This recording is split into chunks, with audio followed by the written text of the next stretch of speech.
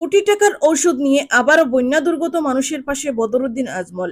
উজান আসামের বন্যা দুর্গত মানুষের জন্য আবারও এলো এক আশার খবর। মানবিক উদ্যোগে দুর্গত মানুষের পাশে দাঁড়িয়েছেন মৌলানা বদরুদ্দিন আজমল। আজ তার তত্ত্বাবধানে হাসপাতালের একটি বৃহৎ চিকিৎসক দল হোজাই থেকে শিবসাগরের উদ্দেশ্যে রওনা হচ্ছে। তাদের সঙ্গে রয়েছে প্রায় 50 লক্ষ টাকার ঔষধ, যা বন্যা কবলিত এলাকায় অসুস্থ মানুষের মধ্যে সম্পূর্ণ বিনামূল্যে বিতরণ করা হবে।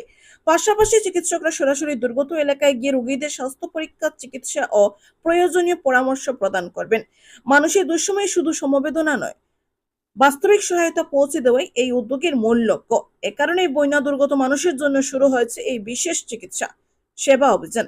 উল্লেখ্য, এর আগেও মৌলানা বদরুদ্দিন আজমল বন্যা দুর্গত মানুষের সহায়তায় 3 কোটি টাকা ত্রাণ সহায়তা প্রদান করেছিলেন। এবার স্বাস্থ্যসেবাকে সর্বোচ্চ গুরুত্ব দিয়ে নেওয়া এই পদক্ষেপকেও ব্যাপকভাবে মানুষের নজর কেড়েছে। দুর্যোগের এই কঠিন সময়ে এমন মানবিক উদ্যোগ বন্যা দুর্গত মানুষের মনে নতুন করে আশা ও সাহস জাগিয়ে তুলবে বলেই মনে করেছেন অনেকে।